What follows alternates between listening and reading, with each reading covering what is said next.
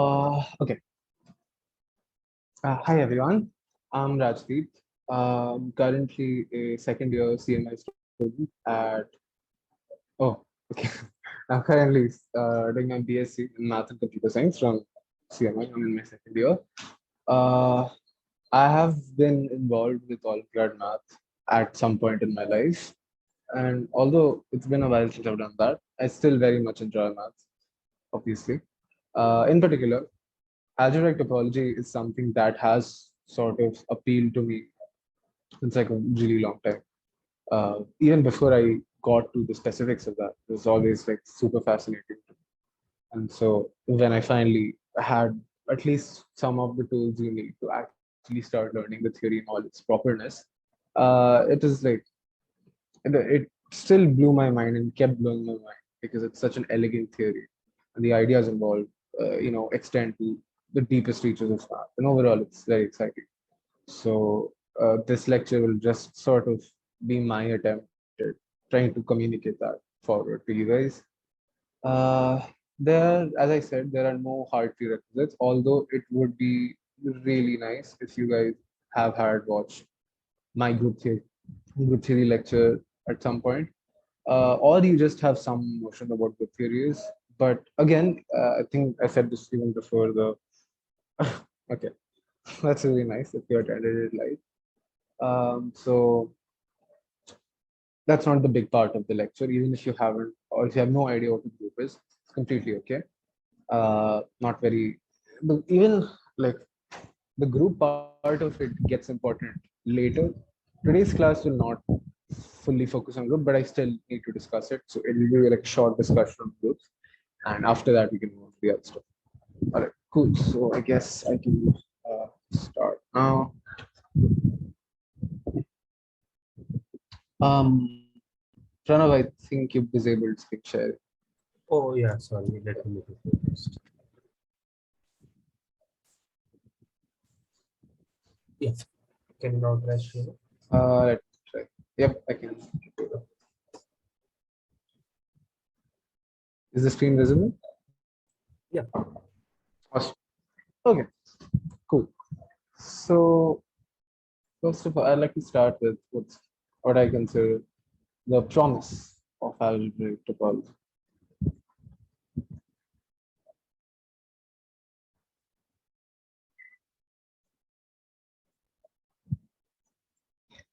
So in general, when mathematicians and in much more specificity, topologists started to talk about shapes, they made a distinction that they understood the importance of having a suitably loose definition of basically the same shape.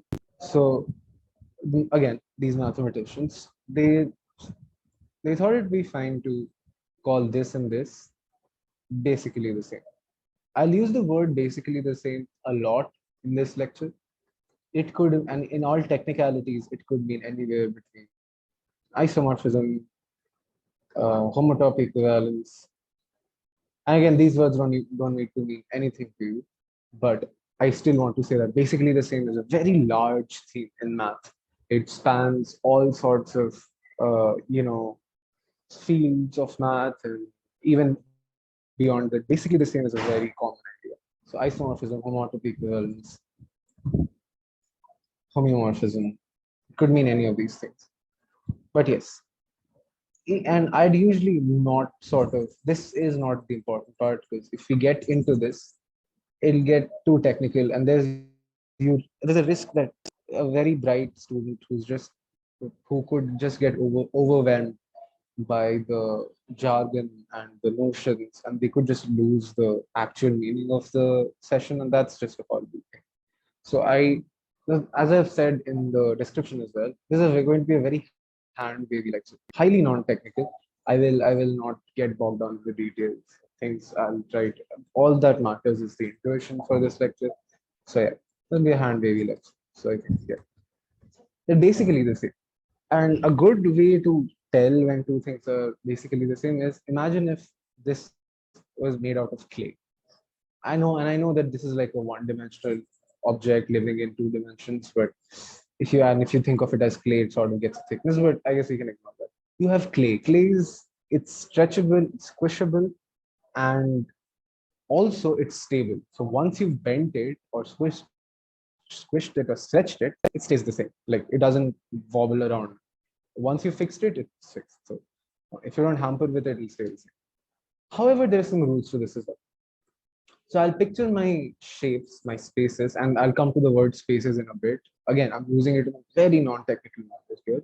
My shapes, I'll make them out of clay, and but and I'll squish them and I'll stretch them and I'll do all of these things.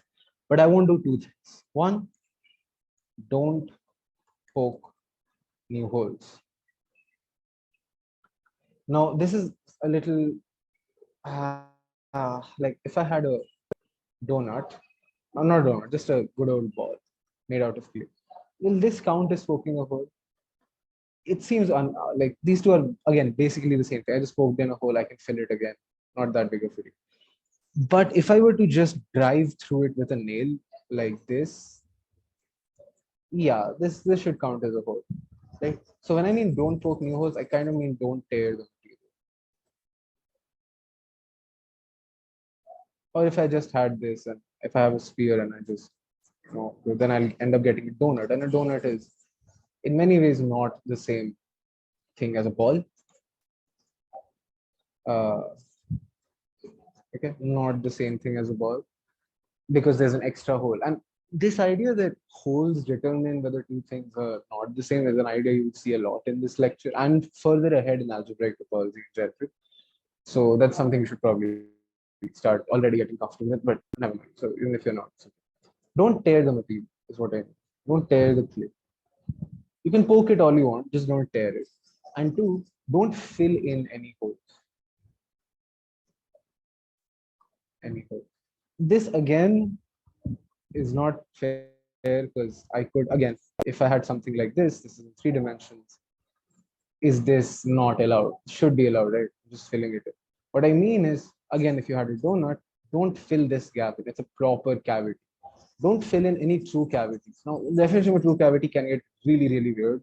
And this is maybe like not a homework as much as a grow your insights thing. After this lecture, not during, because that could mess you up. Look up a house with two rooms topology. That could this could result, like return some movie results maybe with yeah house with two rooms topology. There's a lot of holes in this space, but it's the same thing as a ball, and that's truly surprising. So when I mean holes, I mean actual holes, not sort of just fake holes. Yeah. Keeping these rules in mind, if I can morph a shape into the other and back to the original shape, I'll say that they're basically the same. So a triangle, I'll just nicely add this triangle. Such shows slow step-by-step process, and then okay, nothing to do. And the good old joke that a topologist can't tell apart a donut and a coffee cup. Let me show you that instead. Why we consider them basically the same is a donut, and again this is 3 dimensional. Okay, so if I had to draw it properly, it'll have like a roundedness here, and then a roundedness here. Okay. A donut and a coffee cup.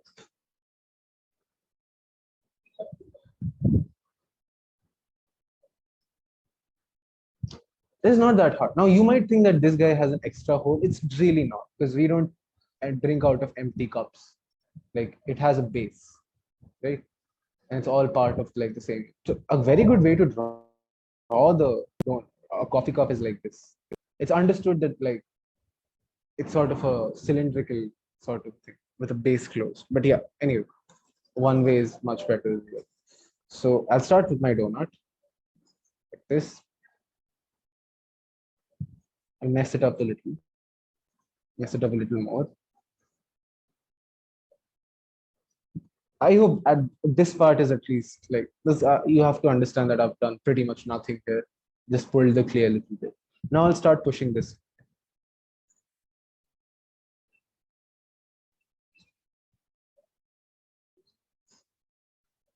And I'm doing this uniformly from all sides. So I'm starting to make a cylindrical cavity.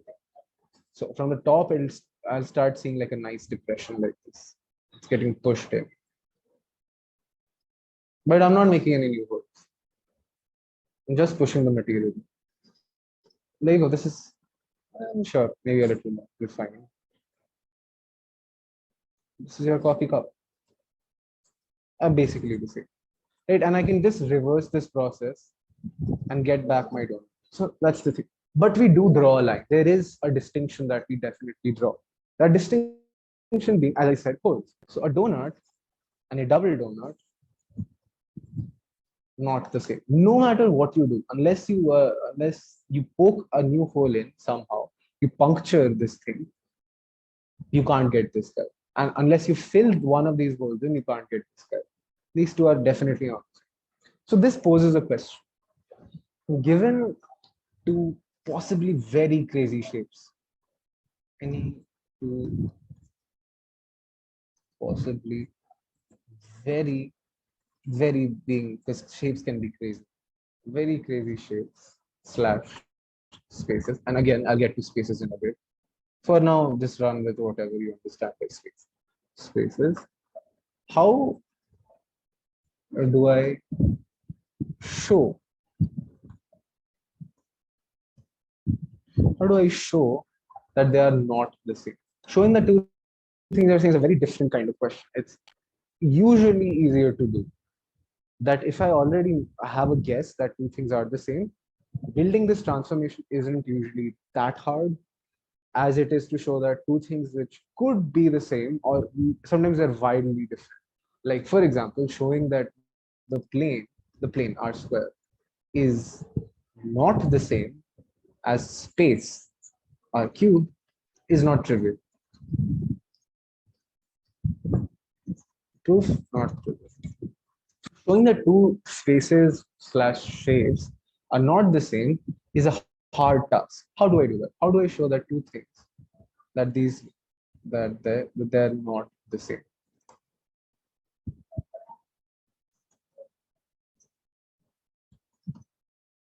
All of you are on board with me till now? Anyone with any doubts? One thing, in the initial triangle and square example, were they filled or not filled? Does it really matter? Even if they were filled, this process still holds completely fine, right? Okay. I was under the assumption that they're not filled, like they're actually just these wiry things. But even if they were, it doesn't. The whole thing still holds true. Good. All right. Also for the R square and R cube question, like, Yeah. like, Okay. Yeah. I what get does it what you- really mean for it to Yeah, for not it be to the not same? be. I know that. So for that, you have to talk about what it means for them to be equal. And for if I had to do that properly, I'd have to define a homeomorphism, which I'm not willing to do in this lecture. It's technicalities, yeah. But there's a lot of fundamental differences. But roughly speaking, is there a continuous bijection? Can I map every single point here to some point here and vice versa? And that map is not weird. It doesn't map. Again, I'm using words that I'm yet to define, continuous in spaces, but the point stands that there's some technicality involved, but it's a hard task nonetheless. Even after you know all the technicalities, it's not a trivial task. Okay, so I would like to take a cutaway here to talk about groups. So I'll make that hopefully a short discussion. I'm going to be very terse right now. Terse.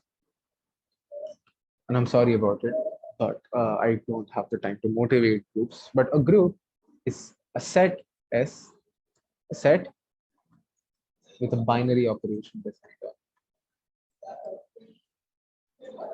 Binary operation star. Sometimes we write it as plus or dot to represent multiplication or addition, but that's a whole thing. In general, it's just any binary operation that takes two elements of the set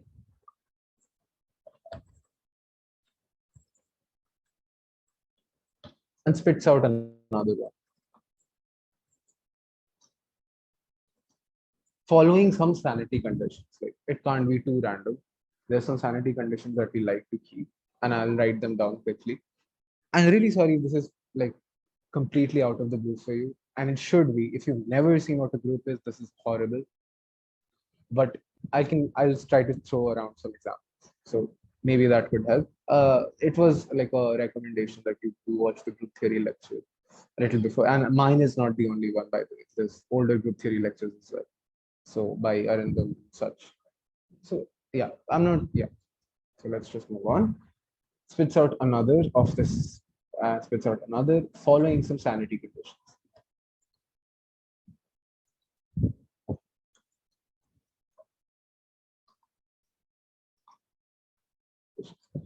Conditions being one, there is what we call an identity element, which you usually write as one, such that the operation is agnostic of one. One star, I don't know, x is equal to x star one is equal to x for all x in the set. No matter which element you pick, if you take a, if you sort of operate it with one, you get the same thing back. This is what we call the identity. But there is some identity.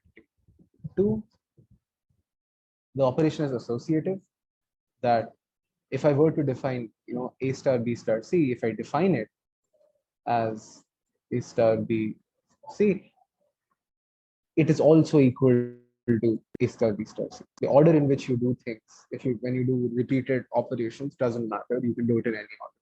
Sanity condition 1, 2. The last thing is there are inverses. For all x in S, there exists y such that x star y y x. Every element has its inverse. It's kind of like 1 by x. If you were to think of this star as multiplication, it'll be 1 by x. If you were to think of this as plus, this will be minus x. Again, all of it should be. In the case of addition, and I'll get to the example right now, this won't be 1, it'll be 0. But yeah. So I'll show you a quick example. The nicest one being the set of integers. Set of integers equipped with addition. That's how we say it. There's lots of ways we say it. One of them being a set equipped with binary operation. It's like an equipment for the set. So it makes it more than just a set. So integer, the set of integers with addition. You take two elements, 1 plus 3, you get a new one, 4 plus is here. This is a nice little binary operation. I have a rule in which I can combine two elements. This plus has all the sanity conditions. The 1, there's a 0, right? 1, anything plus 0 is equal to that thing. 0 plus that thing, that thing. It's associative, obviously. I don't need to write that out. And there's inverses. 1 plus 1, 0.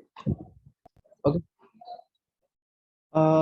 Let me give you an example of a more made up group. Made up in the sense that it's not a kind of example you'll find in a book or something. Set of colors, all colors. Mixing. And the operation is mix. I can mix two colors. Okay, I'm assuming that it's an associative operation, that the order in which you do things is irrelevant. That if you mix red, green, and blue, that if you mix red and green first and then mix blue, it will be the same thing as if you mix green and blue first and then mix red. I'm assuming that. However, I'm also making the distinction that red and green is not necessarily equal to green and red. Like the order in which you do things, the order in which you multiply two elements, the fundamental combination of two colors is order dependent. That if I mix green and if I throw in green and then mix it with red, that could be a slightly different shade of, I don't know, black than if you were to do it the other way around. I'm making that distinction. I'm mostly aware that it's not how it works in actuality, but I'm trying to make a point that will come in just a second. This satisfies all the properties, hopefully, that given red, there is some other color that I can get white.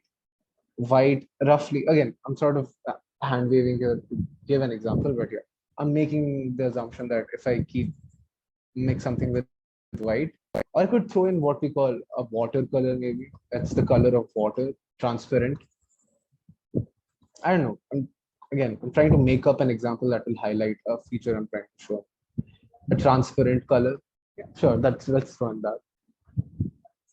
If mix anything with transparent, it just gets a little more glossy, but that's kind of it. The color doesn't change at all. There's an inverse, again, hopefully, that if I mix red with something, some new color R dash, it'll become transparent. These are all thought experiments, if you will. So this is what we call a commutative. And again, just words. Commute is what it's like. I don't know if you know that. I mean, you might not, but commute just means travel, like go from one place to another. So A star B is equal to B star A. When this happens for any two A and B, we call the group commutative.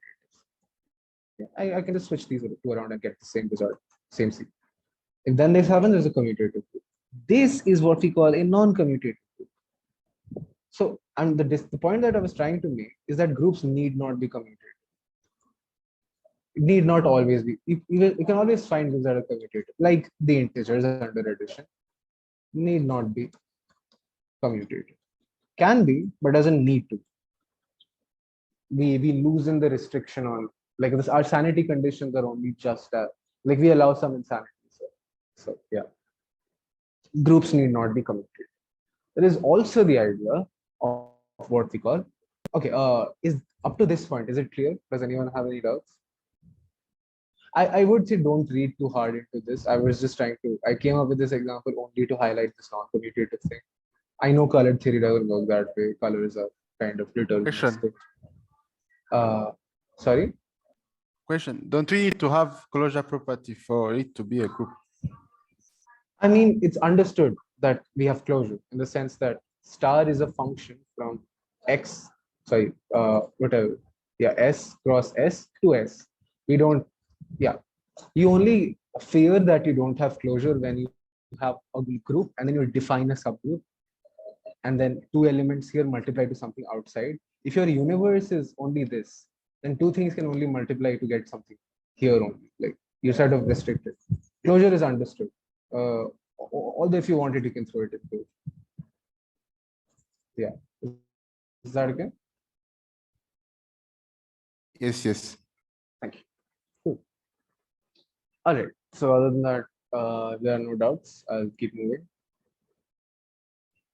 Cool. So we do have the idea again of basically the same.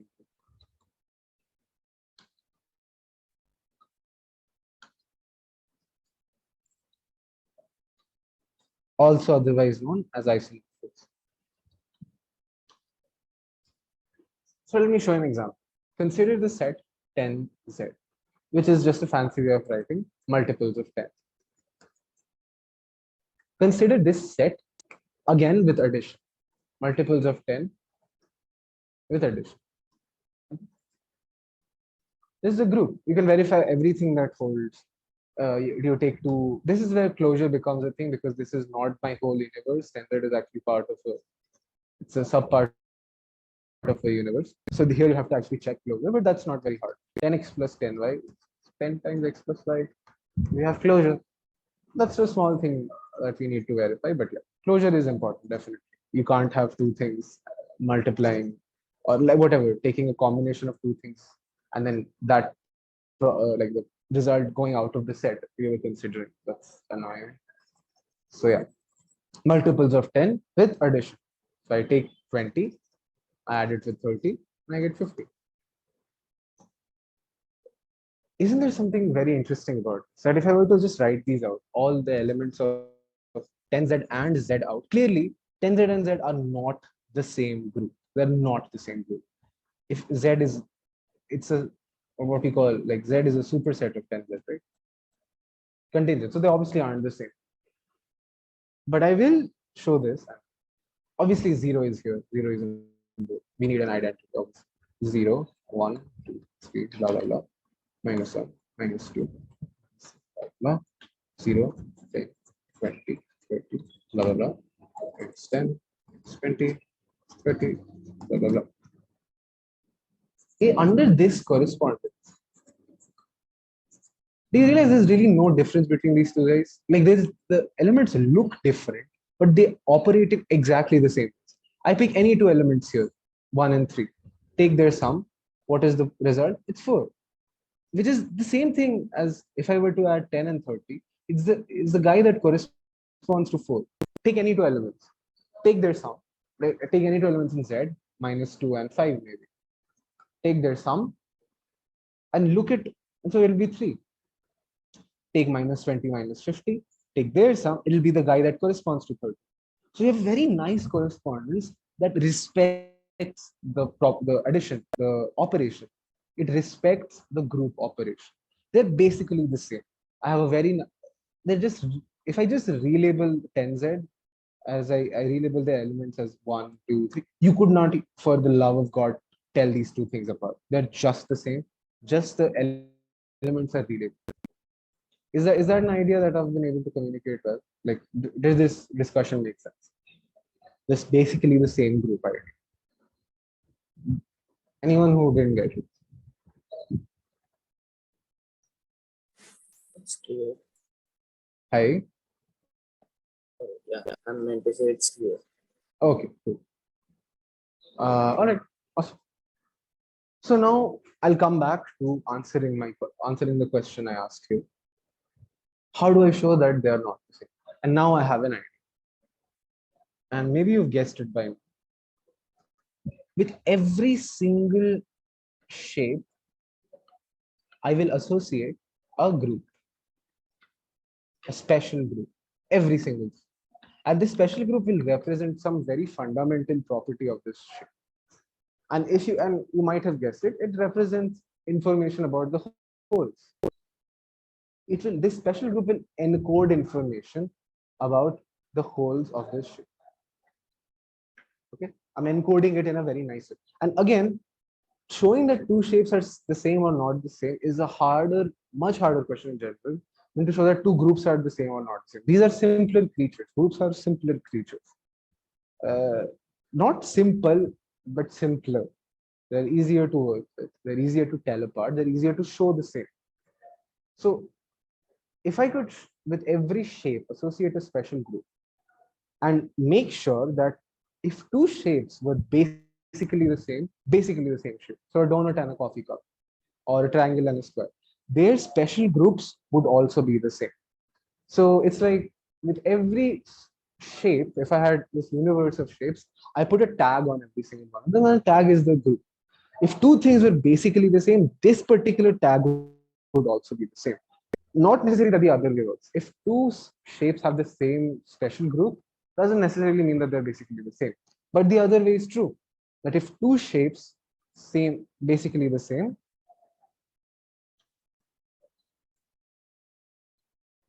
shapes, then their special groups are the same. Special groups are the same. Okay, is this idea clear? This is what I'm trying to build something. I don't know what this group will be, at least not right now, but this is an idea. It's a what do we call a hope that if I could build something like this, if I could build a tag for every single shape, and this tag is nice in the sense that if two things were basically the same, the tags would also be basically the same. In the sense that tags would be not are the same, are isomorphic. Isomorphic tags. Isomorphisms are much easier to detect. Isomorphic spaces are much easier to detect than homeomorphic or basically the same shapes. Okay. This gives me an idea. Again, I don't this not necessarily true. But this, yes. So this gives me a plan. The plan being, I'll check if two shapes have different special groups. If they do, then I know that they're not the same.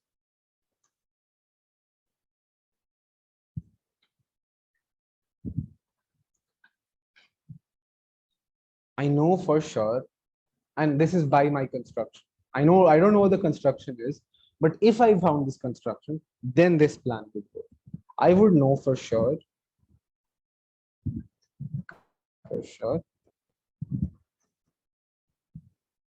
that they are not They are not basically the same. They aren't basically the same.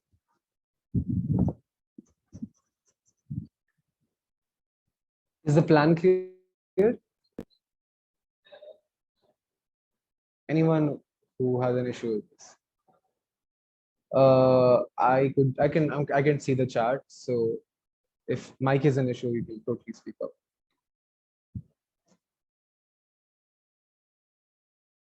Cool. So the plan is clear, and now we move on to a part that I don't particularly love to talk about, but it's important that we get this out of the way before we start talking about the more fun things.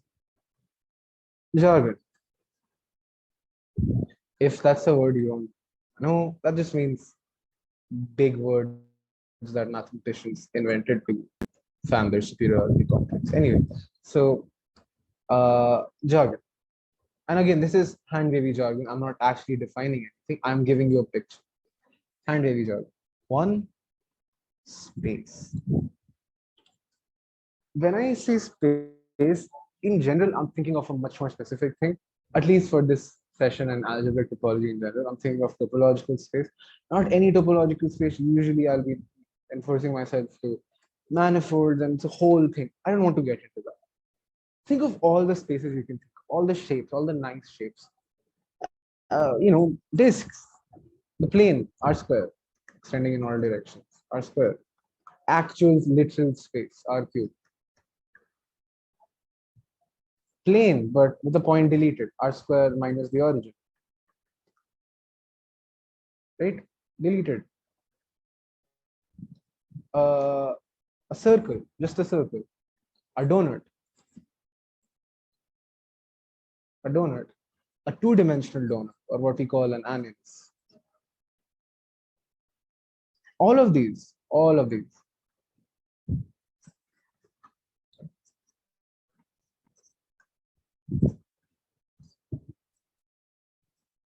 Yeah, all of these. These are all spaces. And when I say space, I want you to think of just something like this. I hope that you all came prepared for this much hand waviness. This is what I'm talking about. A space is some of these things. So this is the kind of picture you should have in your head, and that's kind of it. You don't need to think more than this. Are all of you okay with that? Anyone who needs a little more specificity?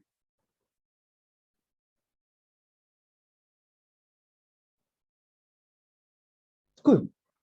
We have just one more word remaining, which is the word continuous. By continuous, I mean no sharp, sudden change. In other words, if I have a function f from something to something, and something is a space, and this other something is also a space, whatever. I could draw a leaf here, maybe. Whatever. Then, and this may be like a disk. Then under f, 2 points that are close on the disk are not far on the leaf. Close points stay close. So, you might have heard of this thing about continuous functions being functions that you can draw without lifting a pen. Usually these functions are from the real numbers to, some subset of the real numbers or the real numbers. This is the image of the real numbers, right? So pick any two close points. Their images. So this and this close. A discontinuous function is one where you'll have to lift your pen. So something like this. Right? This point and this point close in the original, but quite far in the space. This is a discontinuous function. This is a continuous. Continuous is roughly this. Close points stay close. If you want more vague words, I've been a smooth animation. If you were to slide along your, domain, if you want to slide along this disk, you won't feel any sharp changes. It'll be a smooth animation. Okay, it's kind of what I'm talking. So are these two ideas roughly clear? Roughly. That's all I'm asking for. The picture. The picture. Yeah. Cool. So now that we're done with the jargon, I want you to think of something. So before that, I'll define something called a path. Paths, paths in spaces. A path is exactly what you would expect. It's a continuous, and usually we talk about continuous paths. Actually, it's understood that paths are continuous. A continuous, well, path in the space of a given endpoint, like two given endpoints, and a continuous movement through. I could define this a little more firmly. I have a continuous function from the closed interval 0, 1 to the space x. Right? This for every point in 0, 1, this so f of 0 is this guy, f of 1 is this guy, and for every real number between 0 and 1, I have some point here. This is a continuous change, smoothly through. Okay, that's what a path is. More formal, but you can ignore this. Can it? Again, you should roughly know what a path is. Okay, so we have something called a path. So, if I give you the plane, if I give you 2 points, you can think of a billion paths, infinitely many paths, right? All of them. And by the way, continuous is a pretty weak condition. As nice as it seems, it's a pretty weak condition. So something like this and all, and you can come back here and go again and just end here. Very legitimate path. There's self intersections and there's coming back to one endpoint. You can even reach here once. All that matters is that f of 0 is this, and f of 1 is this, and this is a continuous function. Okay, paths can be crazy. This is, and if you actually understand that paths can be crazy, you will appreciate the final results of this class a lot more. Paths can be crazy. Truly crazy. And there's a reason for that. It's quickly mentioned. There's a certain thing called the Jordan curve theory. And this has pretty much nothing to do with this class other than the fact that its proof involves algebraic topology. And it's a ridiculous theorem. And to call it a theorem is a whole thing. It says that a closed curve on the plane, it divides, it partitions the plane into two disjoint parts. Every closed curve has an inside and an outside. That's the Jordan curve theorem. It was, and after its inception, that when people realized that, okay, this is a question that's not trivial to answer, it took around 20 years to actually come up with a proof of it. And the proof was involved homology. From whatever I understand, it involved complicated tools from higher math, much higher math than what you would expect. And all this goes to show that curves can be ridiculous. Curves and paths and loops can be ridiculous. So if you have even some success in classifying them and pinning them down to something, that's a huge win. Even something like this, that closed curves has an inside and outside, huge win. So this is just to make you appreciate that curves can be pretty crazy. Okay. Over and on top of this, we have the idea of something called a homotopy. Homotopy is a fancy word that mathematicians like to use for continuous change / molding. I don't know, / deformation, whichever. Okay. What this means is that if I have two paths, here, and I imagine that this guy is just a rubber band, like not a rubber band that closes on itself, just a rubber band. It can stretch, right? It's allowed to stretch. You can squish it, but technically you can't squish a rubber band because yeah, but you get what I mean.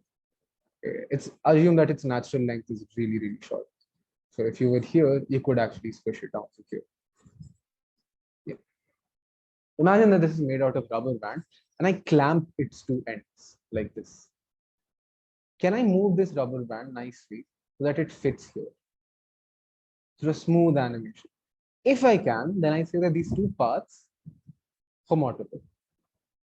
And the change that happen, and usually we represent this animation through a sequence of, not a sequence, because sequence implies some amount of discretization, a class of functions. Okay, this is what we call F0, the path for initial path. This is the final path, F1.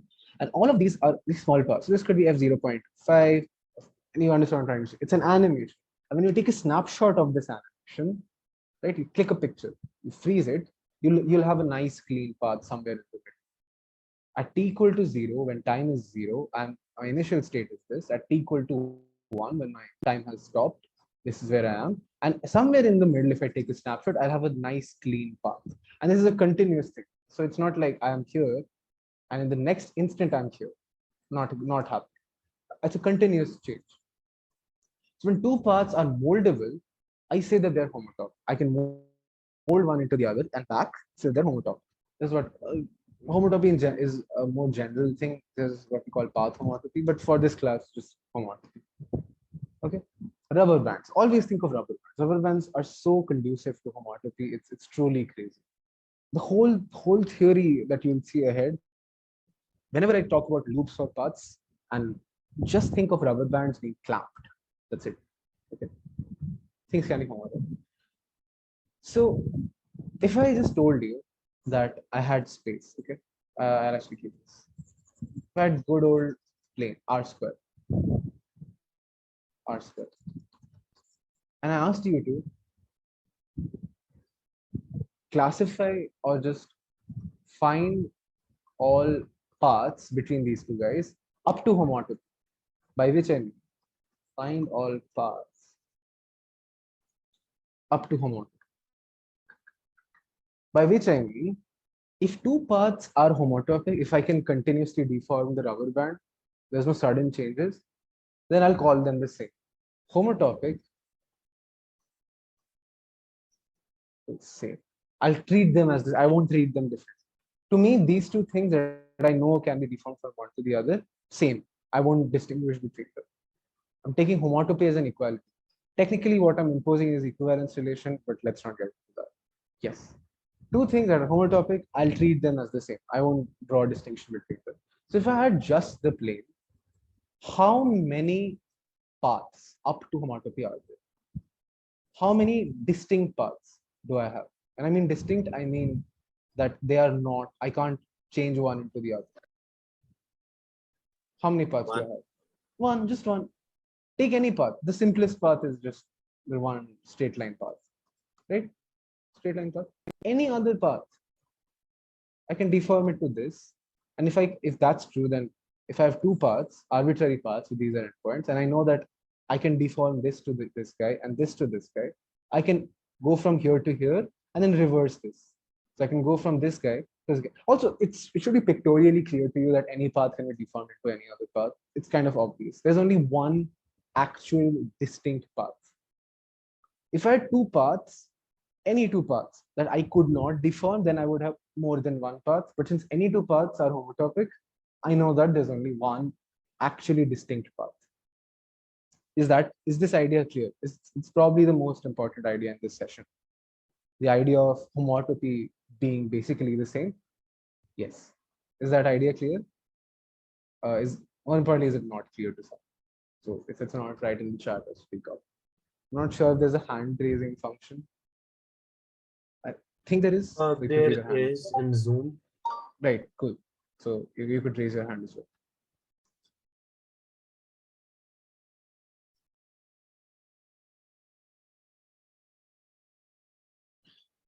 I really want you to be honest here, because if it's not, I'll do my best to make it clear. So if I move on now, I can't go back. Something's in the chat. Can you repeat the last part? Okay, sure. I am saying if two paths are homotopic, so for example, this path and this path, I have a rubber band. I can nicely just slide it here continuously without any sort of sharp changes. If two paths are homotopic, I do not distinguish between them. I treat them as just the same. I have this path here, these three, and this guy as well. All four of these I treat as just one. They're part of the same class. Okay? I treat them as the same. So how many distinct paths are there up to homotopy? That how many paths? So imagine something was blocking. There was an invisible wall that was stopping me from going from here to here. These two would be distinct paths. They were not homotopic, and so these two would be distinct paths. I would count them as distinct, and then my answer would be greater than 1. But since anything can be molded into anything else, any path can be molded into any other path, I have all in all just one distinct path. Is it clear now, Meenakshi?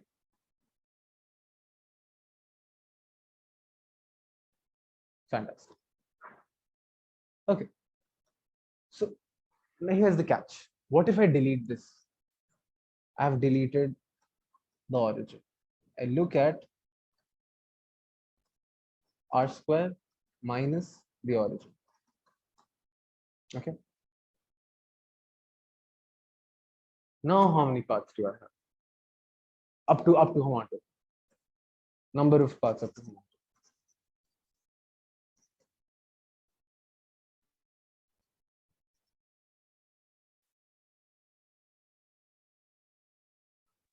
Two. Shit. Okay. That's not good. The app closed. I mean, it's fine. I can just start writing again, but there's no I don't have a written record of it. So yeah.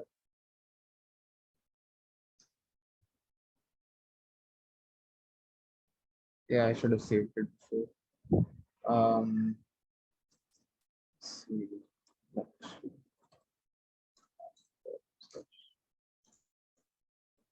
Cool. I'll start screen sharing then.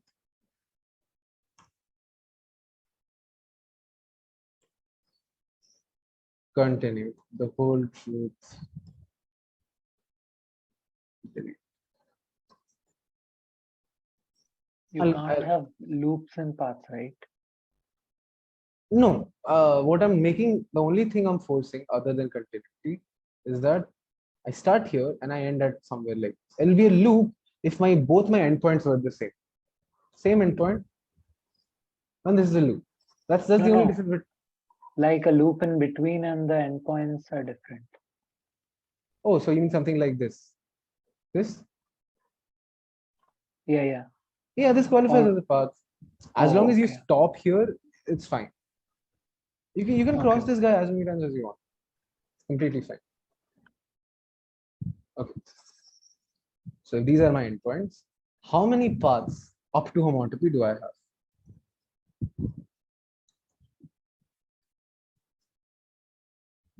Take a few minutes. Sorry? Infinite. Can you give me three distinct paths? You loop around the origin n times, and I guess those are different. That's what I was thinking. But it also seems like its answer is 2.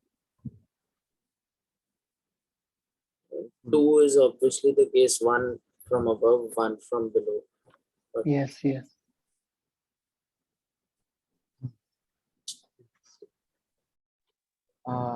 Maybe loops are not considered.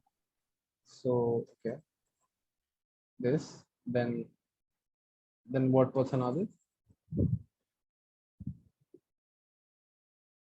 Loop it twice, loop it thrice around the origin.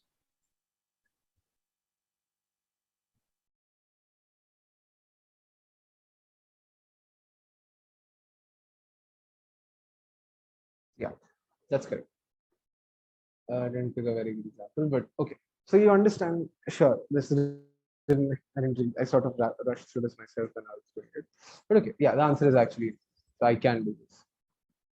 Infinite, but understandably a countable. What I meant is, okay, the answer is greater than 1. In particular, and yes, this is true, that in particular, if I didn't have this, there's no way I could go from this to this. I have a hole in the middle that's blocking me from going from here to here. Any continuous animation would have to contain the origin at some point. If you took a snapshot, you took a snapshot at the right time, you would have a path that looked like this. This is not allowed. Paths need to be continuous. There can't be a sudden jump like this, right? It's greater than one. My point was, yeah, sure. The answer is greater than one. Are all of you on board with that? I can't move. So anything on over here, something like this, all of these paths are the same. That's one. And anything over here, a simple loop, not loop, just a simple path like this, all of these another. It's clearly greater than one. No path from here, from the upper half plane to the lower half plane, I can't draw homotopy between. That animation will be a flawed one because it'll have to contain this point that I don't even have. Is that clear? Path to the origin. Sorry? I can't it path to the origin. Because I don't have the origin. That's what I meant. I don't even have the origin. The space I'm working with is this. Oh, okay. Yeah. I don't have it. That's why I have at least more than one.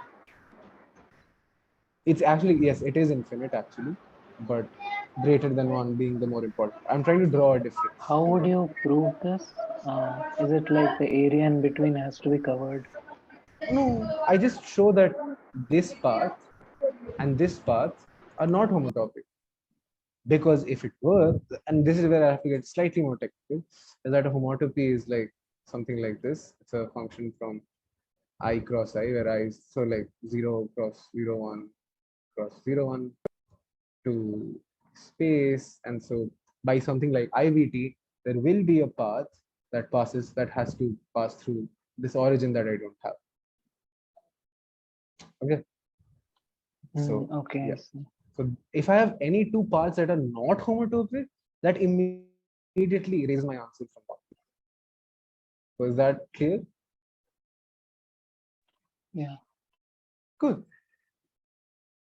So the issue with paths is that they are sort of dependent on endpoints. You understand the answer would be pretty much the same if I had these two guys as the endpoint and the hole was here. The puncture was here. Right? I would still have this winding issue. But if I wound around it twice, and this will be different, and then any path like this would be homotopic, but this and this not homotopic. You couldn't. So to tell when you're sort of, so again, a nice analogy that I like to work with is picture this as a log. That if you had this plane, a log is coming out. It's like a cylindrical thing. A log is coming out. If you had a rubber band like this, it'll get stuck. You won't be able to get from here to there. Think of logs. Logs they're a much better abstraction than holes because subconsciously you're like, why can't I just skip over the hole? If I had a hole, I could just sort of glide over it. Doesn't seem like an issue. A log is a better. They represent the same thing, absence. I don't have this point, but this log represents the idea of an obstruction a lot better. So whenever you have, and this idea will take you much further than this, that think of logs, think of holes as logs. The log is sticking out, right? It's sticking out. So it's sort of a very physical obstruction to your rubber band. Okay.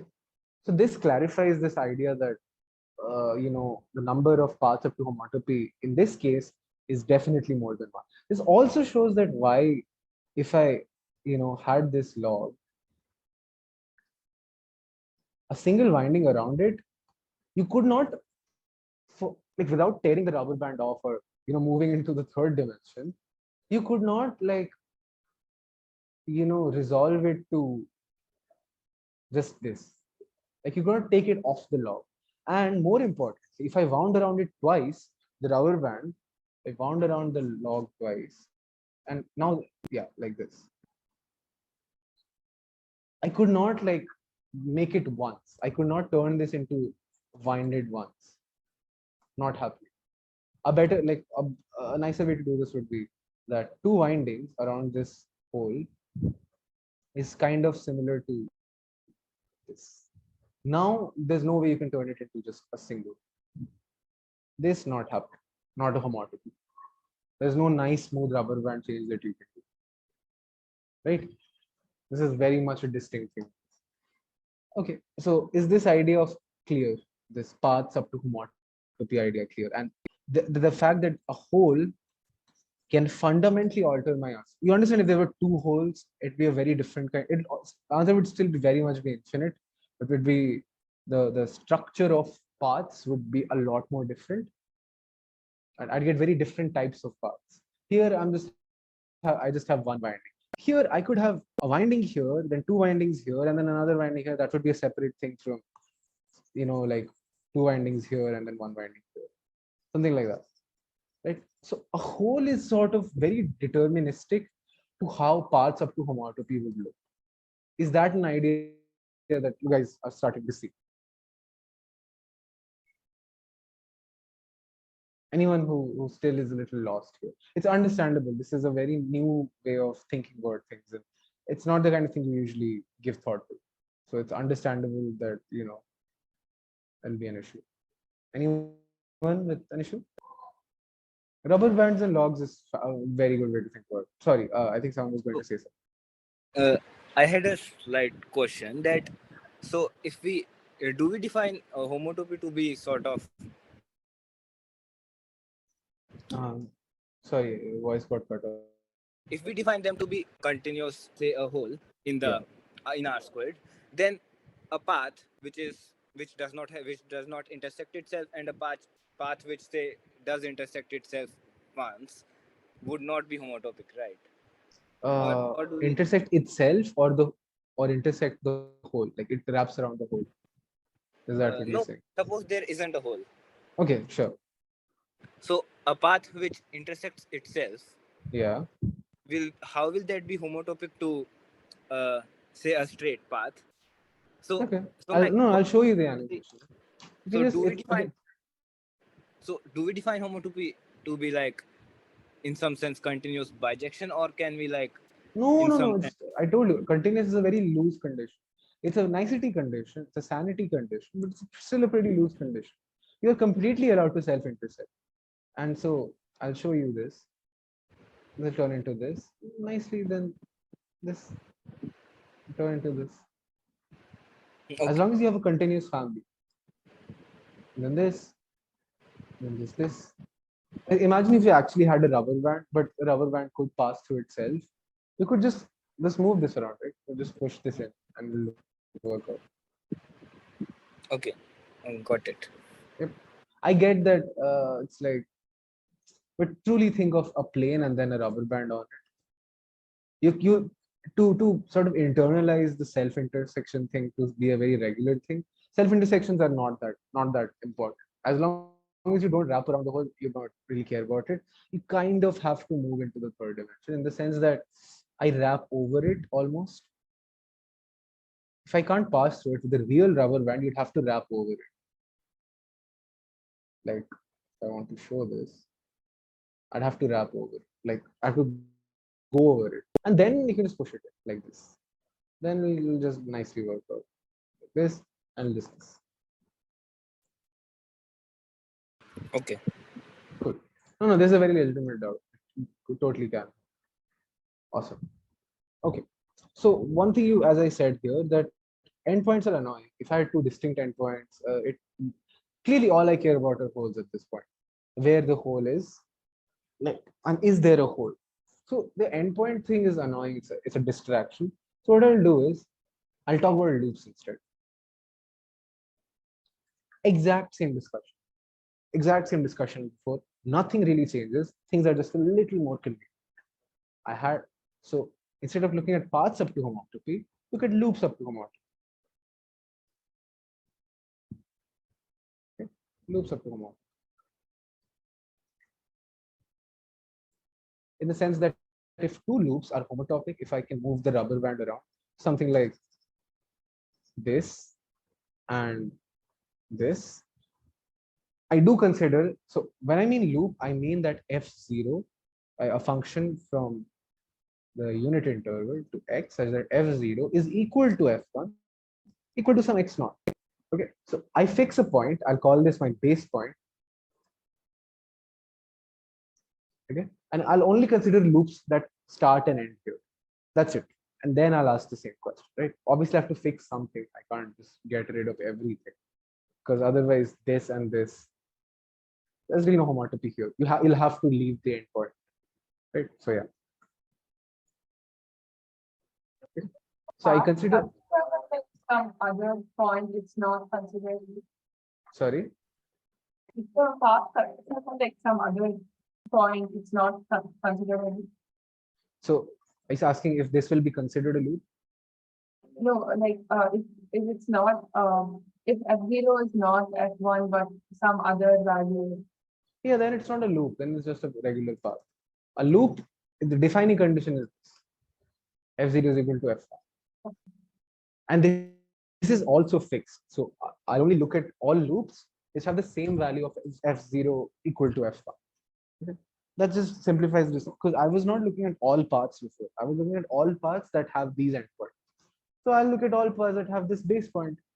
So this path and this path, this path, and then again, just like loop paths, loops also can be crazy.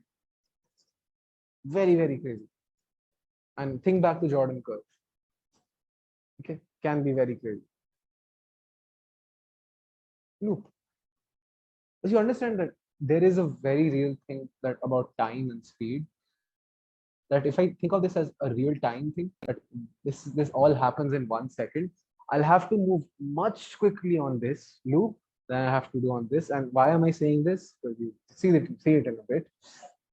Yeah, there's a very real. If you think of it as a time animation thing, speed will be an issue you'll have to deal with. So this is a larger loop in a certain way that if you wanted to cover this loop in exactly 1 second, you'll have to move at a much slower speed than if you wanted to cover this or this.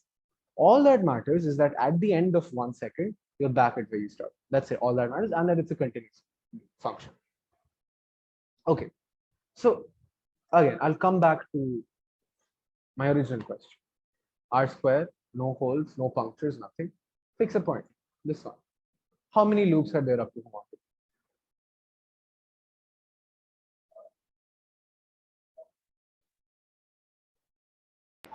Infinity? No. Okay. Why do you think it's infinity?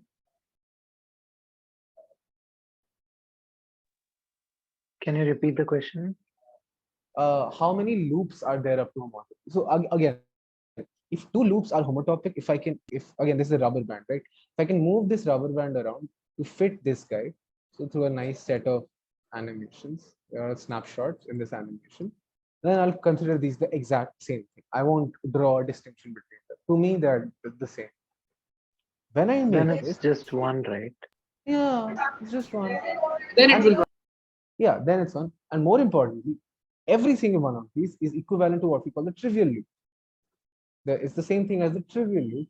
The trivial loop being not only is f0 equal to f1 equal to x naught, ft equal to x naught for all t element of 0, 1. I don't go anywhere at all. I stay where I am. It's trivial loop. Any loop can be forced into the trivial, can be like animated to the trivial loop. Right? Then there's just a point, right? Sorry? If ft is also x not then and then it's just a point because it doesn't the value doesn't change. Yeah, it is just a point. A trivial loop is just a point. Like, yeah, it's the really, really small. It's, yeah, sure. It's just a point. You don't go anywhere. Obviously, my range is just x naught. But was that all you were asking?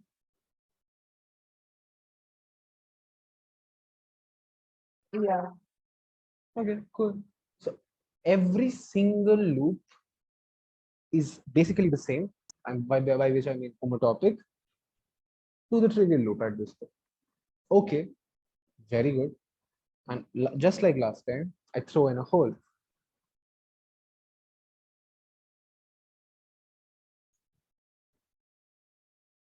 Throw in a hole. Fix this guy to x naught. Now how many loops are up to homotopy are there? Infinite, and every loop will, I guess, be determined by the number of time it loops around 0. I am so impressed and also so scared about that. What does it mean to loop around it?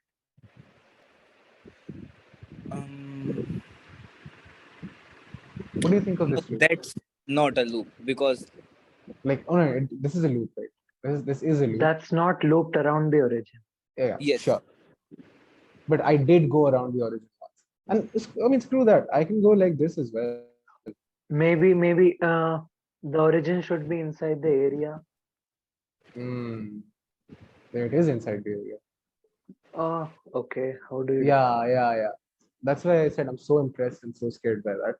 Because whoever said that it all comes down to the number of times I've winded around it, you've come to the conclusion of the class. That is the conclusion of this class. And I'm so happy that I could actually finish this in time. I'm scared I wouldn't. That is, yes, it comes down to it, but how do you define that? Because again, loops can be crazy. I can have a ridiculous loop. How do you know how many times it has gone around the origin, actually gone around the origin?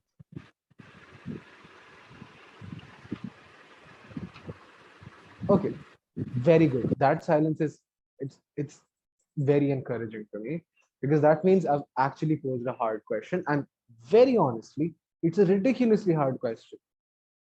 And the proof of it, the thing you just said, is a good 2-3 pages if you were to write it out with perfect motivation, showing exactly what you meant.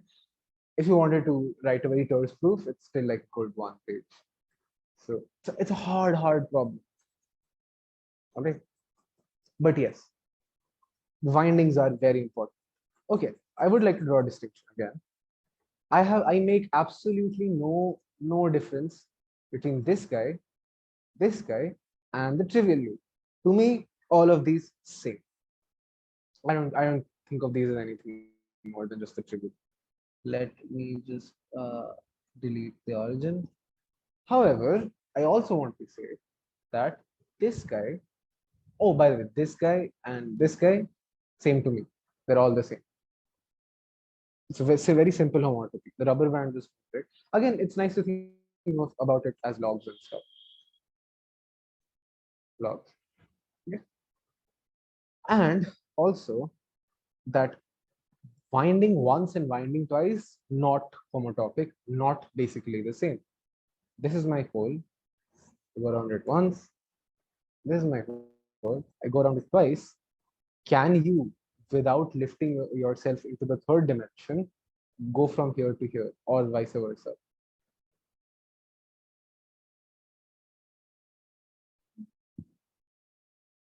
No, right?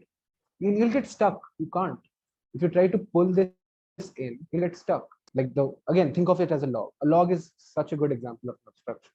If you had this, that how do I draw this? This.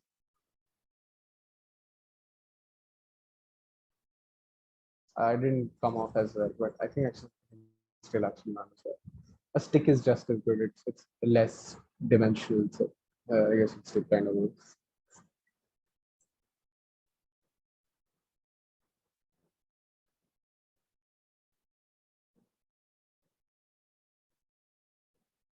Yeah, the stick will stop you from pulling it out, right? So this and this definitely not the same.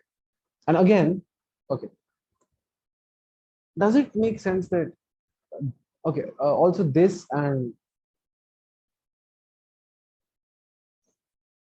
this same thing? I hope you saw what I just did there. I went around, I took the same loop, I just did a single turn, and I didn't stop. This happens at t equal to half, by the way, just saying. T equal to half. I'm here, and then again I take another like this. This and this, same thing. Do you all agree on that? Practically no difference. I can just move this and this. Same thing, right? I came as long as I come back at t equal to 1. And this, same thing. So I can actually talk about windings like without all this overlapping business. Just once and then twice It actually went a little out. Okay, why did I do it like this? Because I'm trying to make a point. I'm saying that if I keep repeating this loop with itself once, twice, and then if I do thrice, thrice will be different. Thrice will be a whole different thing than this and this. It'll be a third kind of loop. Also, and I'll see, this is where I'll define combining loops. So the number of like, loops is like the different size. Yeah. Number of, so if I wind twice, that's different from winding thrice or winding 5 times. Very much so. That's exactly the message I was trying to convey. So is that okay? Yes. Is that what you were trying to confirm?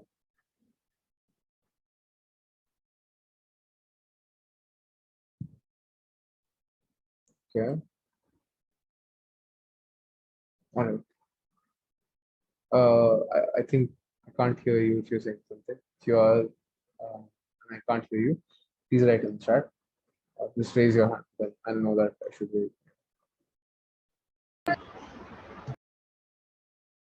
Yeah.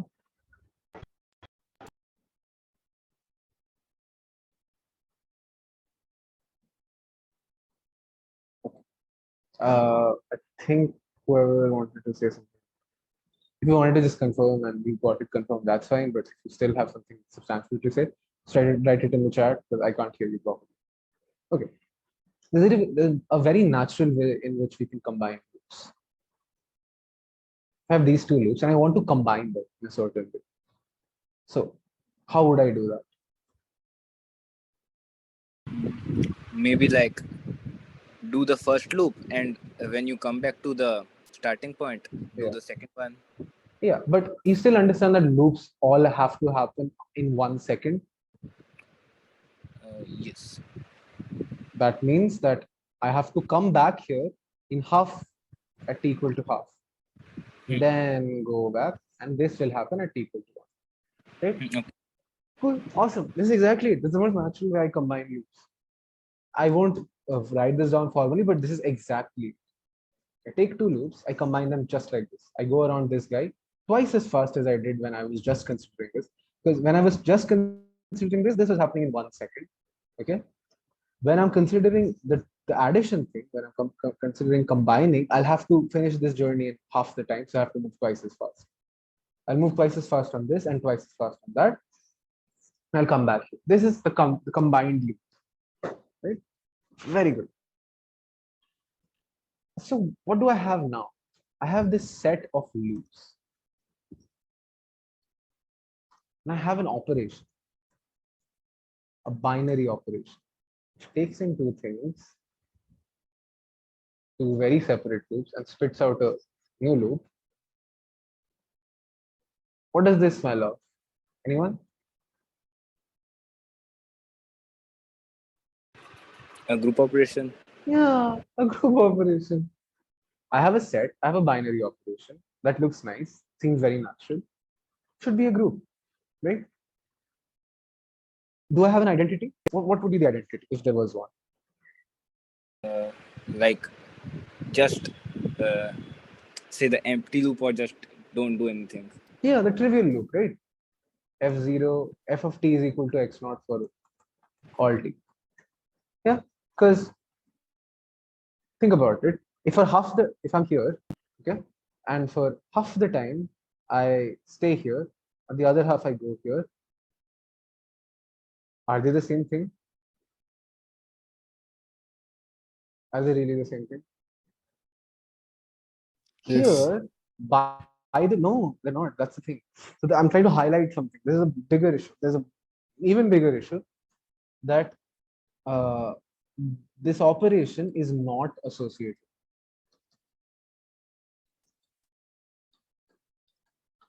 That if I have loops f, g, and h, and I want to combine the three of them, if I define that as f, combine f and g first, and then combine the product, like the combined loop with h, this and this, not the same.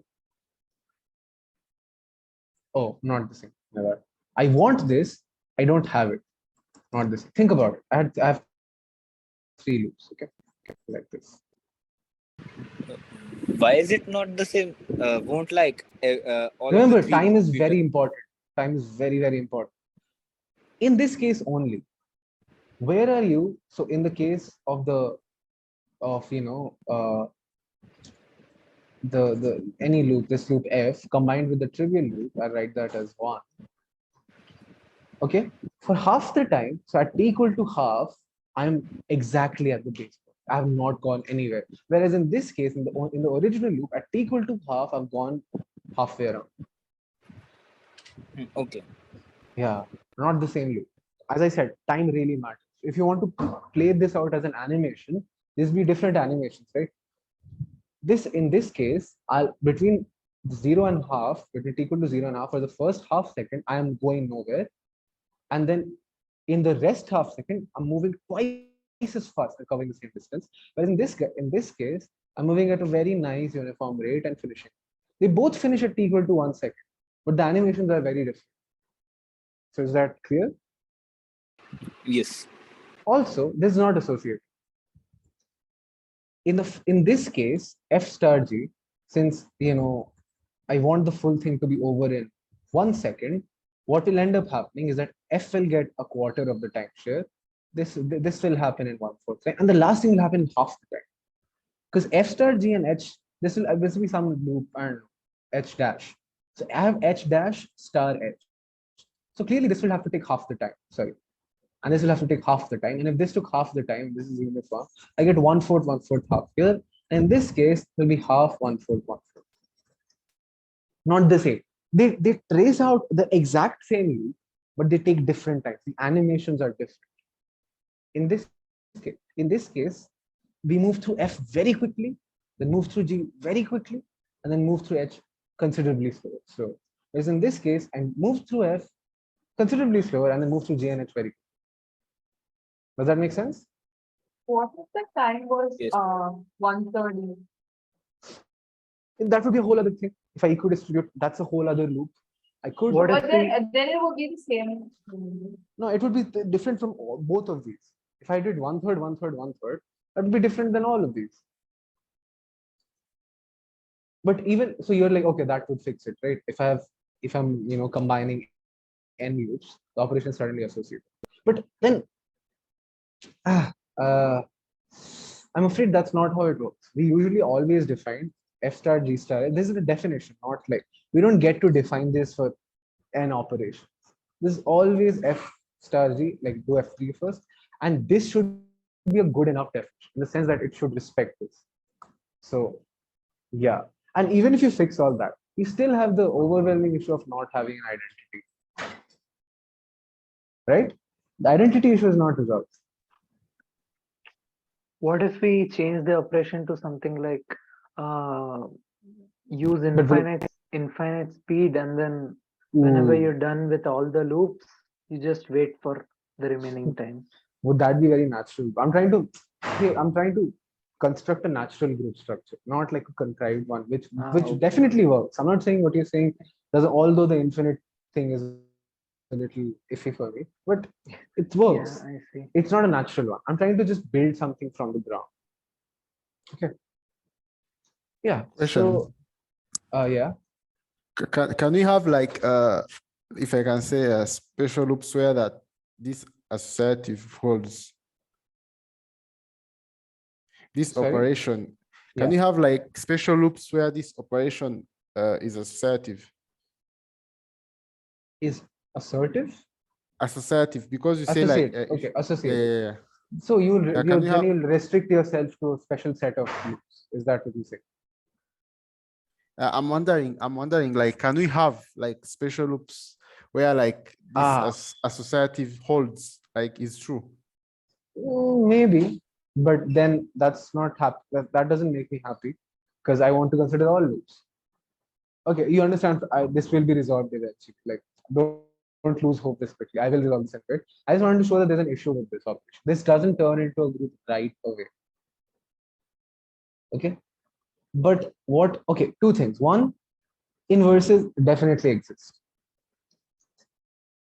and there is, in the sense that if I go like this once, and if I go back, this I'm claiming is equivalent to the trivial loop. Do you see that? Do you see why that should work? Think about, again, go back to the log. I have this log, wooden log. I pin a one end of the rubber band here. I go around, come here, bad. Go around, come back here, don't pin it, and then go back, and then pin it. What do you think would happen? It'll snap back, right? It's a rubber band. It'll snap. So again, I'll draw this, and this time I'll make it a lot more suggestive. I'm showing it so that it emphasizes on how I'm almost not touching. Now is it clear this is the trivial loop? I'll just, yeah, this, okay, yeah. Now is it Wait, clear? why are we not touching? Shouldn't No, I'm doing this for illustrative purposes. We're definitely touching. I'm doing this for illustrative purposes. Is it clear that this guy is the trivial loop? Like basically the trivial loop. Yes. Yeah, that's it. If I go like this, but like it is essentially the same as the trivial loop, but it isn't the trivial no, loop, it's right? definitely not. Yeah, absolutely. Because the animation is different. That's all that matters. Is the animation different? There's obviously some movement happening. It's not the trivial loop, but it's homotopic to it. But to me, that's all that matters. If it's homotopic, I don't see the difference. I'm blind to it. But you do see that there's inverses. I take any loop, I just retrace it, but in the opposite direction. And I know for a fact that to prove it, I'll have to actually formally define the homotopy and work through this class of functions. For now, work through your intuition and believe me a little bit. So yeah, inverses definitely work. Also, this has the natural structure of what is. Yeah, just one thing. Okay, so if inverses exist because of this reason, then can't we say that associativity also works because of the same reason? I'm saying that I could possibly make inverses. There is the idea of inverse. I'm not saying that this works necessarily. I'll run into the same issue as I did before. But I'm saying I could build inverses if I wanted to. Like if I fix the associativity pump, whatever, I could, if I fix that associativity pipe, I could make inverses work. The idea of inverses is there. It's still flawed. Cool. Also, if I had this going once, if I composed this, if I combined this with going twice, I get going thrice, right? Right? Yes. Again, it's not uniform because in this case, it's like since it's this and then this are like it's F into G, like F composed with G. This guy will take half the time, and then this guy will also take half the time. And in this case, the first winding will take 1/3 of the time, the second winding will take another third, and the third winding will take another third. Not the same. I'm running into the same speed issue. And here's the sort of saving grace that will fix all of this. But my point being that, yes, 1 + 2 is 3. This has the natural additive structure of Z. And then 1 - 1 is 0. It's starting to look a lot like Z. And that is sort of the crux of it. And yeah, but I will go ahead and do this. Instead of combining loops, combine equivalence classes of loops. Instead of combining loops, combine classes. Or yes, combining loops, combine classes. So by which I mean that I will combine the whole set of classes F, that if I think of all of these loops as actually one, I'll think of them as just one loop. Then I combine it with another class of loops. And I define this as the class of this. This star is still exactly how I defined it before. Half time, half time. Okay, half of the time here. But what I'm claiming is that this is associative. So, okay, the fixing happens here. If I have this loop, if I have the exact same loop, but different speeds. If I cover this as half, 1 foot, 1 foot, so I'll do it in different colors. Half, 1/4 this, and like a number of parts I'm keeping fixed, and 1/3 it's not exactly 1/3, but you get my point. 1/3 homotopic. I claim that these are homotopic. Do you see why? Yes. Because I could just slowly shift the fractions, right? I could slowly from here I could go to little less than half, a little more than 1/4, a little more than 1/4, then a little more less than half, a little more than 1/4, a little more than 1/4, and slowly come here. I could slowly shift the factor. I could turn this dial slowly so that it's a smooth change. This and this are homotopic. So they're basically the same. Is this idea clear? Yes.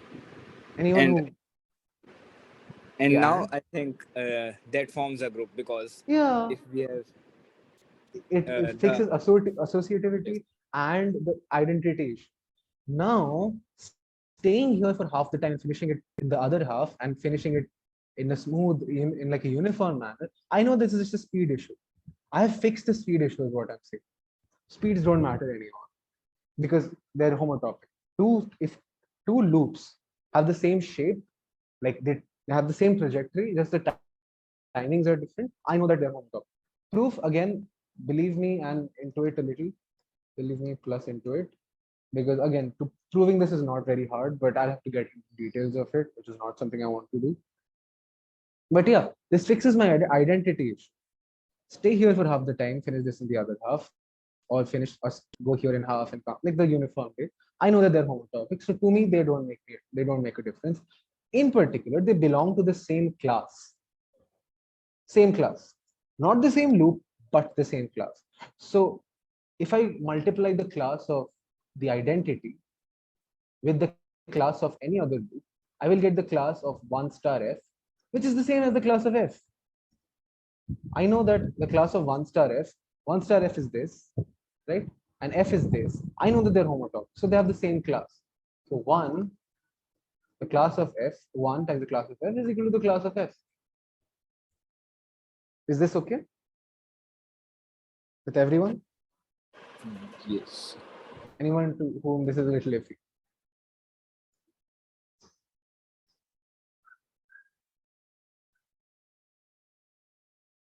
Awesome. And this also fixes my associativity issue, because all the issue that was there with associativity was that the speeds were off. But I know that the speed issue is fixed. So even if f star g star h is not equal to this, they have the same equivalence class. Like they have the same class, belong to the same homotopy class, if you will. Classes are the same. Yes. So this fixes all my issues. And I have a proper group now. And this group, and what is this group? And I'll write this out formally. So the set of loops at x naught, with by which I mean base pointed at x naught, up to homotopy. I think we expect this group to be isomorphic to the integers. Yes. In our case of the punctured plane, yes. We expect this to be equivalent, isomorphic to the integers. And I'll get that. And that is the crux, that is the final movement of this class. Loops at x naught up to homotopy equipped with this combination operation. This one. By the way, I'm not combining loops anymore. I'm combining classes of loops. Okay. So the combination of the classes of these loops gives me a nice binary operation that satisfies all of these properties. Class combination. By the way, this has a more technical term, which is concatenation, but you can just call it compound. This is a group, and we write it as pi1 of loops of space x, and I read this as pi1x, and this is what we call the fundamental group of space.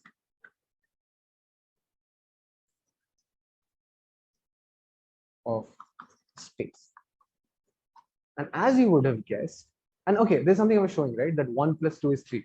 That if I go around once, I repeat that, and I combine these two guys, it'll be the class of three windings. Won't be equal to the three winding case because the timings are off, but it would be the same class. The class of one winding times the class of two windings, and there's a hole here, obviously. They're not the same. One winding not equal to two windings. Equal to the class of three windings, right? And it also makes sense to say that any loop, and loops again, as I said before, can be crazy. This is weird loop. I know that if there was a hole over here, and if there wasn't any hole, near this, it'd just be the trivial. If the hole is here, this will just resolve into the trivial loop. But if there was a hole here, I know in my heart that this is just some winding, that this is homotopic, this belongs to the same class as some neat winding around the circle. But that is really hard to prove. But I know that it's true. I won't cover the proof today. But yes, the fundamental group of the plane with a point deleted is the same thing as integers. It has the natural structure of the integers. I have a zero loop. So the hole is here. I have the zero loop. I have this. I have two windings, right? I have three windings. By the way, these are all classes, but yeah, you get what I mean. Three windings. I have a minus one winding.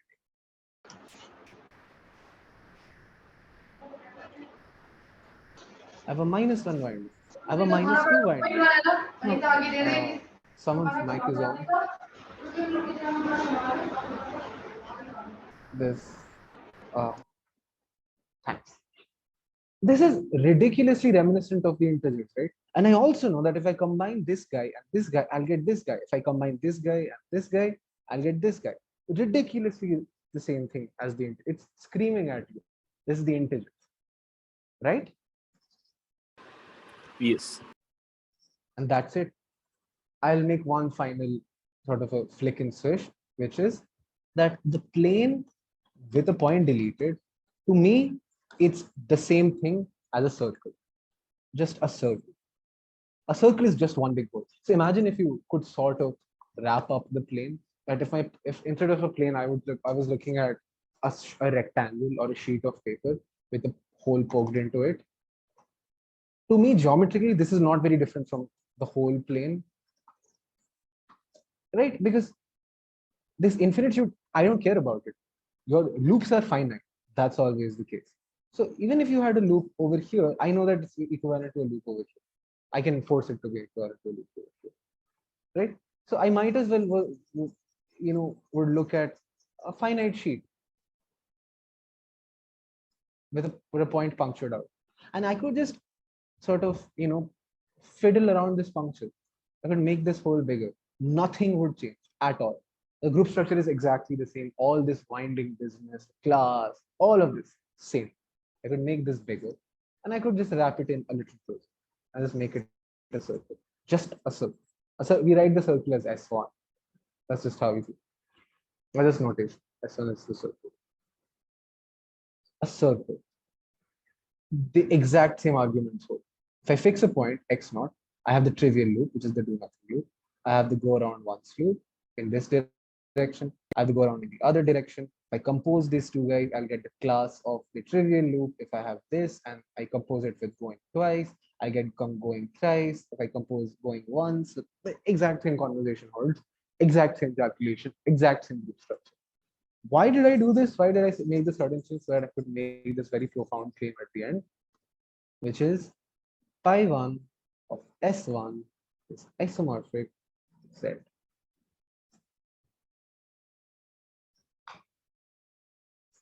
This is what we call the fundamental group of the circle, and it's a huge deal in the world of algebraic topology. It's how a lot of conversations have started. The circle is basically just a hole.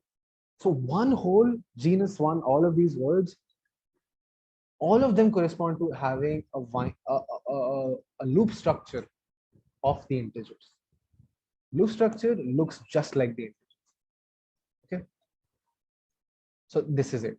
This is the big proclamation at the end of this session, which is that the fundamental group of the circle, the set of loops, okay, of the circle has just the same structure as it. And I want you to think of the implications of this. This is such a strong proclamation in the sense that you took this circle, right? You took the craziest loop of from your imagination. Go here, go back, go move around, do crazy stuff, right? The loop that I was drawing here, a similar thing exists here, right? I can go back, go front, cross it a billion times, come back. All I know is that as soon as this finishes in 1 second, as long as that happens, that at equal to 0, I'm here, at equal to 1, I come back here. This loop is homotopic to just some nice, clean white loop. It's a very big claim. Loops are crazy, but if your space is nice enough, not so crazy. They're very well behaved. If your loops can be crazy, but also loops can be nice.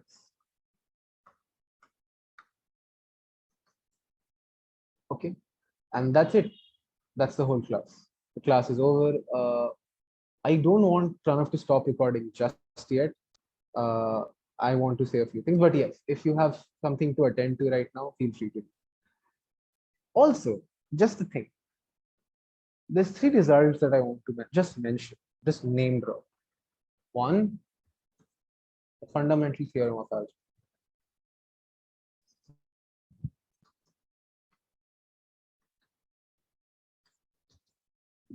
Two, Brouwer's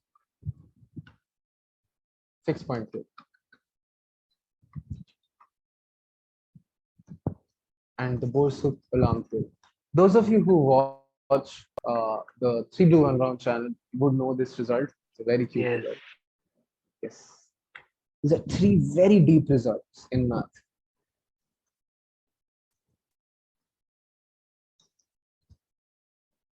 And all of them admit half-page solutions with using this fact. Every single, these are deep results. This guy says that every complex polynomial has a root in complex numbers. All of them. Every single one of them admits roots. Brouwer's 6-point theorem says that if I have a disk, just the regular 2-dimensional disk, and I have a continuous mapping of the disk to itself, you move points around on the disk without tearing the material apart, without moving close points too far apart, you will get a point that just never moves. So it's a big proclamation. And the Borsuk alarm theorem says you take the sphere, okay, and you associate, like you take a function from the sphere, a continuous function of the sphere to the plane, continuous function, then 2 antipodal points, 2 points that are diametrically opposite to each other, like north pole, south pole type of situation, they will have the exact same value. And again, quoting 3 Blue 1 Brown, what this means is that since temperature and pressure conditions are continuous thing, that temperature doesn't suddenly change, on the surface of the Earth, there are 2 points that are poles apart, literally, with the exact same temperature and pressure. Okay, big proclamations, huge implications, very deep results. Every pair of 2 such points or only one such? There exists Okay. a pair of antipodal points that map to the same point on the plane. These are 3 huge results, all of which fall apart to this fact. And I think that's it. That's the class. I can stop sharing. Thank you so much for that. If you have any more doubts, yeah, sure, you can stop recording. If the space has 2 holes,